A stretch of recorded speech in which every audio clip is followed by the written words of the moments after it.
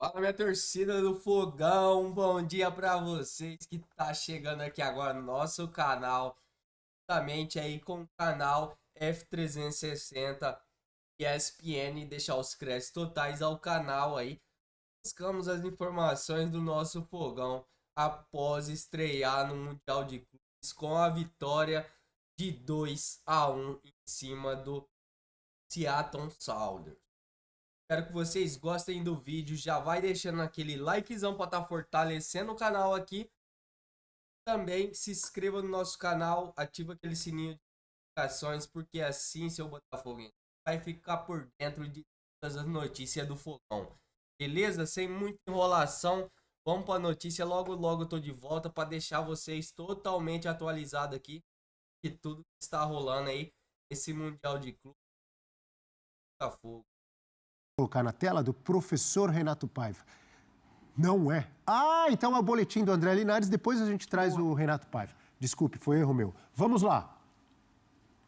Aqui no Lumen Field, em Seattle, o Botafogo estreou com vitória no Mundial de Clubes na noite de domingo. 2-1 em cima dos donos da casa, o Seattle Sounders.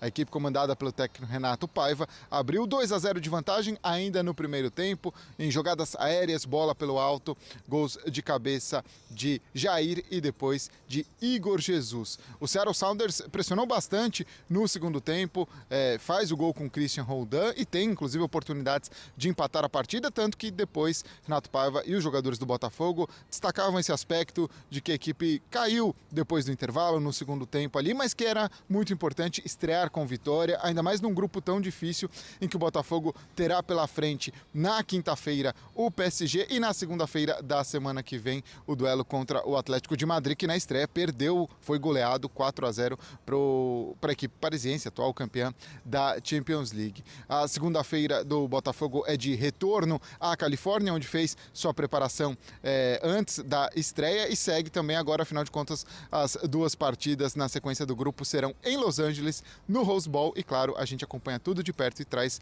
as informações do Botafogo por aqui nos Estados Unidos.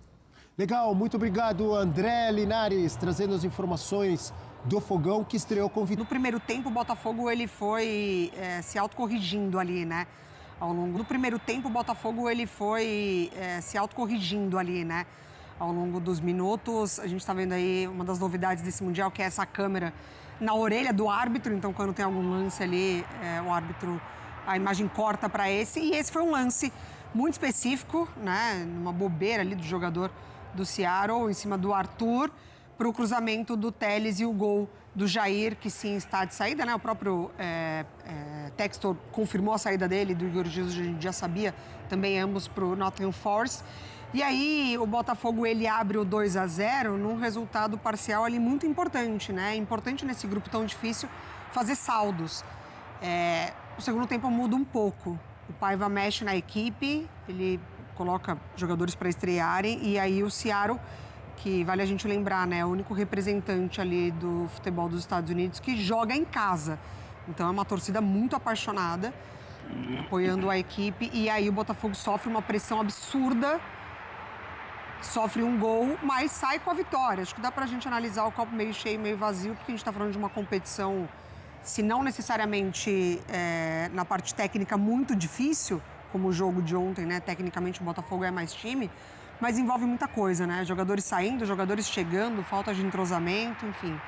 Mas um resultado bom do ponto de vista da vitória, mas poderia ter vencido por mais gols. O jogo acaba com o John fazendo uma grande defesa, né? A bola do jogo do argentino De La Vega, que havia entrado. E o técnico do Seattle tinha falado sobre as bolas que o Botafogo cruza na área. Curioso ele ter falado isso na coletiva. Ele acaba tomando 2 gols desse jeito. O Botafogo era mesmo melhor àquela altura, embora o Seattle tenha se mostrado um time ligado no jogo desde o começo. Teve chute ali do Jesus Ferreira, que passou raspando. Aí o Botafogo aproveitou... Antes do Botafogo fazer 1-0, eles tiveram ali algumas pontadas. Né? O Botafogo aproveitou seu melhor momento para fazer os 2 gols. No segundo tempo, assustou a maneira como o Botafogo foi engarrafado ali a partir dos 15 do segundo. Né? O gol do Seattle já estava maduro. O Botafogo continua correndo riscos, embora também o Botafogo tenha tido uma oportunidade já aos 45, numa saída de bola errada, podia ter matado o jogo. Enfim, entre mortos e feridos, salvaram-se todos, o Botafogo conseguiu fazer o que tinha que fazer nesse grupo. Tem uma perspectiva matemática importante, né? Porque o Atlético Madrid foi goleado pelo PSG. Que o Botafogo não seja goleado pelo PSG, ele ainda chega vivo à última rodada. A gente sabe da dificuldade que é um jogo contra o Atlético de Madrid. O Atlético foi goleado pelo PSG, mas também teve seus momentos na partida. A gente sabe como os europeus estão léguas, anos-luz à frente. Isso depende também do resultado do Atlético de Madrid. Desde que o Atlético não goleie o Seattle. O Seattle, não devolva ao Seattle, né? Mas foi uma rodada boa para o Botafogo. Ele fez o que tinha que fazer. Fez os gols cedo, isso foi importante. Chegou a sonhar de sair desse jogo com um saldo melhor, embora nada apontasse para uma goleada, mas pelo menos a diferença por 2 gols teria sido a ideal. Já que não deu, está vivo. A gente tem uma tela com alguns números ou informações em relação ao segundo tempo do Botafogo. Eu já vou jogar essa tela para o Eugênio, porque eu sei que foi ele que pediu essa tela. Sim, pedi. A gente está vendo aí alguns números do segundo tempo, né? Como o Seattle foi muito dominante na segunda etapa, né? 65% de posse de bola, 431 ações contra 290. Finalizações certas, 19. Nossa, diferença, né? O Botafogo perdeu o segundo tempo, já diria um técnico que eu conheço. 19 contra 5, né? 5-2 dentro na direção do gol, 1 gol para eles, do Seattle. Gols esperados também, bem mais, né? 1,89,024. Aproveitamento de passe. O Seattle foi bem melhor que o Botafogo no segundo tempo. Claro que ali já havia uma vantagem do Botafogo, mas eu acho que... Um pouco de acomodação, cansaço, o que você acha? Eu acho, primeiro, qualidade do Seattle, que foi para cima. Agora, eu não gostei do jogo do Botafogo como um todo. Já no primeiro tempo, não gostei da atuação do Botafogo. Soube aproveitar a bola aérea. Na bola aérea foi muito perigoso. Esse gol sai de uma bobeira do lateral esquerdo do Seattle, que empurra o Arthur. Então ele bate bem na bola. Não é nenhuma novidade para todos nós, mas como bate bem na bola o Alex Telles, né? Sim, Não só cruzando, chutando também. Quase fez um golaço de primeira. É uma característica dele desde que começou a carreira, né? E ontem ele mostrou isso nesse cruzamento para o Jair. Antes desse gol de cabeça do Jair, já tinha acontecido uma cabeçada do Igor Jesus que o goleiro defendeu. E aí depois o Vitinho vai cruzar nessa jogada aí para a segunda cabeçada que vai na rede. Essa do Igor Jesus. O goleirão não falhou, não? Não foi lento? Mérito do Igor Jesus. Ele foi um pouco atrasado, sim. Foi, né? Na primeira ele tinha ido bem, nessa ele foi um pouco atrasado. Goleiro Frei. Mas o fato é que o Botafogo, desde o primeiro tempo, o Botafogo já não era uma equipe confiável defensivamente. E nem era tão propositiva assim no ataque, com a bola no chão, no pé. Não conseguiu gerar tanto. O Seattle já tinha dado sustos desde o início. Era um time com uma dificuldade muito grande de recomposição. Havia espaços no meio-campo que o Seattle soube aproveitar no primeiro tempo, não conseguiu converter, mas deu sustos no Botafogo. E no segundo tempo, o Botafogo praticamente não existiu, né? Especialmente, já não era bom o segundo tempo. O Botafogo chegou ali no iniciozinho do segundo tempo, 1, 2 vezes com relativo perigo. Mas depois das mudanças, aliás, a primeira mudança já aconteceu no intervalo, com a saída do Mastroianni e a entrada do Javier Correia. Mas especialmente depois que ele coloca o Cuiabano e o Arthur Cabral, o Botafogo se perde ainda mais em campo.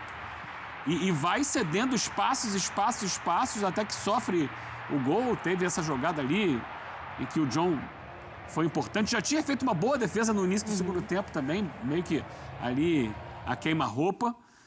Mas o que o Arthur Jorge, olha aí, um ato falho, né? O que o Renato Paiva fez... Quem dera. Fala assim, Quem dera. Primeiro, antes de falar exatamente das substituições feitas pelo Renato Paiva, a gente já debateu aqui há algum tempo, Abel, essa questão das contratações feitas especificamente ou em cima da hora do Mundial. Eu acho um erro colocar jogadores como o Javier Correia e o Arthur Cabral que estavam fazendo suas estreias num jogo de Mundial. Porque eles não têm nenhum entrosamento, nenhum ritmo de jogo, foram peças nulas no jogo de ontem. Entraram só para dizer que entraram, só porque foram contratados, mas não acrescentaram ao time do Botafogo, pelo contrário, ficaram como pesos mortos no segundo tempo, no momento mais difícil, em que o Botafogo estava sofrendo pressão, e estavam lá os dois. O Arthur Cabral entrou só para dizer que entrou, praticamente não tocou na bola. O Correia, que entrou no início do segundo tempo, sabe, com um tom meio blasé, ele é bom jogador, tem qualidade técnica, mas, sabe, me dá a bola no pé, aqui eu não vou, ali, sem correr, sem se esforçar, sem ir para o jogo. Jogadores que eu acho que podem, a médio prazo, dar uma boa resposta para o Botafogo.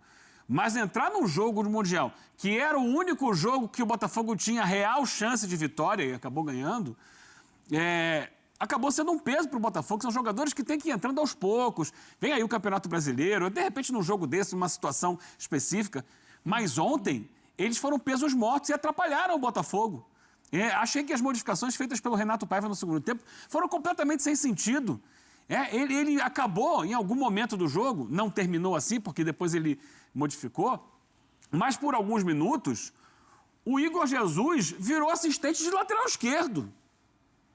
Porque ele deixou o Correia e o Cabral mais adiantados e quem tinha que fechar aqui o lado esquerdo era o Igor Jesus, mas não tem essa característica. Não é jogador para fazer isso. Sabe, o Arthur também não recompunha direito, também era a única possibilidade de sair no contra-ataque, o único que tinha velocidade. E o Botafogo ficou entregue, exposto de uma forma absurda. Demais, não tinha saída de jogo. Não tinha como. Pegava a bola e perdia, porque foi um time... Aí depois ele tira o Savarino também, que era um jogador que tem qualidade, mas também não estava fazendo uma grande partida. Coletivamente, para mim, o Botafogo foi muito abaixo do que eu esperava. Veio a vitória, legal, é importante, né? Tem algo para comemorar, mas em cima de lances específicos, de bola aérea, com a bola no chão, o Botafogo criou muito pouco no jogo contra o adversário mais fraco que tinha. Tudo bem, o Seattle tem as suas qualidades, mostrou as suas qualidades. No segundo tempo, meio que abriu mão de um lateral, foi para cima. E quando ele foi para cima, ele enquadrou o Botafogo. Já no intervalo, quando ele volta sem o Nohu, que foi o jogador que fez a falta no Arthur ali, ele já melhora um pouco. Porque aquele lado esquerdo estava muito comprometido, de fato, né, do Seattle, tanto que os 2 gols do Botafogo saem por aquele lado. Então, ele já muda no intervalo muito por conta disso. Estava amarelado, muito cara de que poderia tomar o cartão vermelho ali, porque ele estava muito em cima do Arthur, provocando muito o Botafogo de ontem. Ele já apareceu diversas vezes nessa temporada. Sim, não é uma surpresa. O Botafogo de ontem, ele já apareceu diversas vezes nessa temporada. Sim, não é uma surpresa. Não conseguir desempenhar, ter dificuldades. O Paiva ainda tentando encontrar as melhores combinações. Quando ele passa a encontrar uma combinação muito interessante por aquele lado esquerdo, dobrando Telles e Cuiabano, acho que ele poderia ter replicado isso ontem e não condicionado o Igor Jesus a ser esse jogador a marcar pelo lado esquerdo. Então você tem os 2 laterais ali, você ganha com o Cuiabano tanto na hora de atacar quanto na hora de defender. Então acho que ele poderia ter repensado essa substituição. Concordo com o Correia. O Correia na Inter muito bem, mais por uma faixa direita de campo, tanto que ele termina, né, a temporada marcando ali contra o Como por aquele setor e ontem entra numa rotação muito mais abaixo, talvez ali apostando que o resultado já estava meio que garantido e não, né, o Botafogo ele precisava permanecer com uma intensidade ali. E é muito curioso a gente acompanhar a repercussão na imprensa internacional. O The Athletic está fazendo uma cobertura muito legal, né, é do New York Times, então está quase que em casa ali. Na análise deles, o Botafogo ele poderia de fato ter empatado ou perdido, mas eles acharam interessante, até para levar num jogo contra o Atlético de Madrid, como ele foi resiliente na hora que o Seattle estava atacando mais, né? Então eles interpretam que o Botafogo, entre aspas, soube lidar com uma pressão. Talvez uma pressão que eles avaliam ali. Sofrer. Eu acho que foi mais sorte que juízo. Exatamente. Então, assim, entendendo que talvez neste tipo de competição, essas situações elas vão acontecer. Né? A gente viu que o Palmeiras também passou por uma certa pressão ali contra o Porto em determinado momento, Inter de Miami, Al Ahly, enfim. Mas Botafogo é mais time, assim. Eu acho que é uma visão bem americana, né? Eu quero ver essa resiliência contra os europeus. Contra os europeus eu valorizo. Segura aí, já a gente vai falar sobre os próximos jogos. Antes, aspas do professor Renato Paiva, técnico do Botafogo, falando depois do jogo e projetando o duelo contra o Paris Saint-Germain. Olha aí, é isso que a gente quer. Vamos olhar para frente agora. Meu Deus do céu. gente viu o Paris Saint-Germain ontem. Daqui a pouco, é quinta-feira. É. Tem poucas horas. Abre aspas para o professor Paiva. Esta equipe já conseguiu fazer melhor. Já conseguiu ser mais compacta e mais inteira e atacar e defender. Durante muito tempo, não é uma equipe que sofre muitos gols. Não tem sido uma equipe ao longo deste momento temporário. É isso? Tô lendo certo? Sim. Não tem sido uma equipe ao longo deste momento temporário até agora que tenha sofrido muitos gols. Portanto, vamos trabalhar em cima disso, à espera do adversário muito difícil, onde vamos ter que ser muito melhores, muito mais competentes e fazer praticamente uma noite perfeita para defrontar o Paris Saint-Germain. Bom, quem assistiu, e muita gente, quem gosta de futebol assistiu, a campanha do Paris Saint-Germain na Liga dos Campeões, principalmente a final da Champions contra a Internazionale de Milão, um adversário fortíssimo, atropelo que foi. E ontem contra o Atlético de Madrid também, um adversário fortíssimo. O Paris Saint-Germain dominando o jogo do início ao fim. É verdade, teve uma ou outra chegada do Atlético de Madrid, perigosa no primeiro tempo e tal. Mas o jogo foi do Paris Saint-Germain. E mesmo com modificações do segundo tempo, venceu com tranquilidade e fez 4-0. Não é para qualquer um. Ontem eu acompanhava o Linha de Passe, sempre sob o comando competente do amigo William Tavares, ontem também com o Rafael Prats e com Paulo Calçade. O Paulo Calçade disse o seguinte, eu concordei muito com ele, quero ouvir vocês.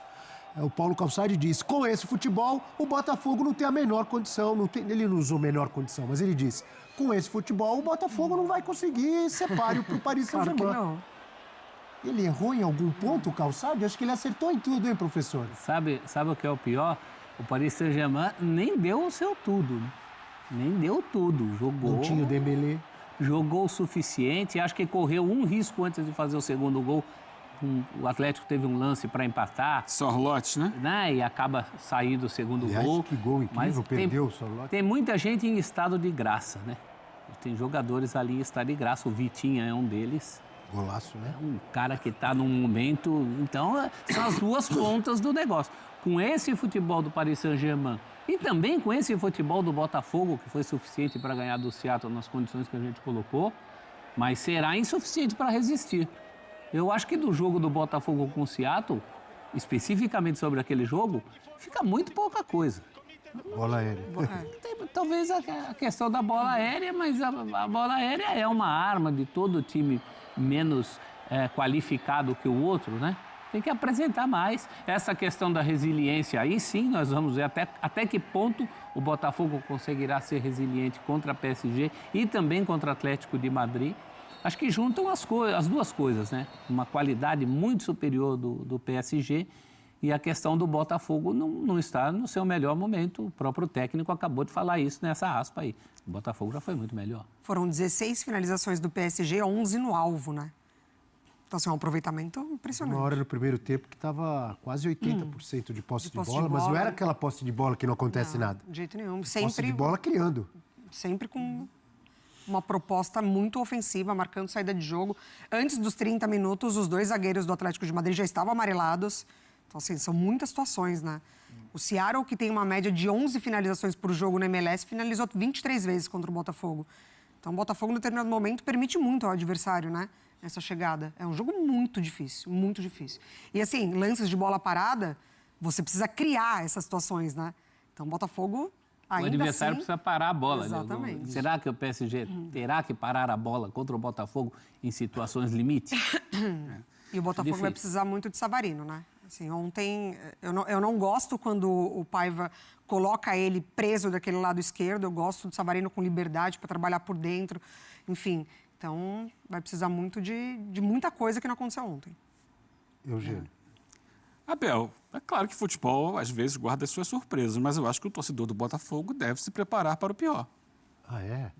É. Que coisa. Mas é. Você tem razão. Pior é que você tem havia razão. uma dúvida. Não tem como eu discordar de você, Eugênio. Sim, havia uma dúvida de como o PSG encararia esse Mundial de Clubes depois de tudo que ele tem feito. Ele mostrou ontem como está encarando. Num calor de 70 graus. Luiz Henrique de bermudinha ali. Bermudinha e tal, com roupa de treino ali e tal. Maravilhosa. Foi para cima do Atlético de Madrid, que historicamente não é um clube que leva 4 gols. Né? E passou por cima. jogando lá no estádio de grandes memórias para o futebol brasileiro, lá conseguimos o tetra, né?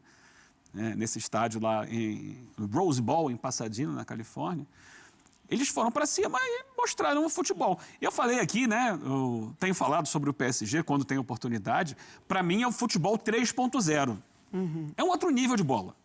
É um outro nível de futebol. Futebol 3.0, gostei dessa. Evoluiu, já passou. Acho que o Guardiola foi o 2.0, ele já passou. Já está mostrando quando consegue encaixar o seu futebol. Tanto que ele faz 5-0 numa final de Champions. Contra a Inter de Milão, um time que reconhecidamente tinha na defesa a sua grande força. Assim como o Atlético de Madrid. Assim como o Atlético de Madrid. Que coisa, hein? Times sólidos defensivamente, europeus, do primeiro nível do futebol europeu, né? Jogaram final. 5-0. Cara, você traz isso para o Botafogo, que ontem sofreu contra o Seattle, que é um time de meio de tabela na MLS. Me lembrou o nosso editor. É chefe muito Leão. preocupante. Depois 5-0 e 4-0, os dois últimos jogos do Paris Saint-Germain. Não, Agora tem o Botafogo. Atrás do Eugênio aqui, vou passar a palavra para Claro. você, Mário. Tá o professor Paiva com um bloquinho e um apito. Um bloquinho Parece aqui. o bloquinho do Eugênio. Ó, Parece mostra o seu, mesmo. Eugênio. Aqui, o meu É bloquinho. igualzinho aquele aqui. que abre assim, né? Que vira. É, que Ele tá abre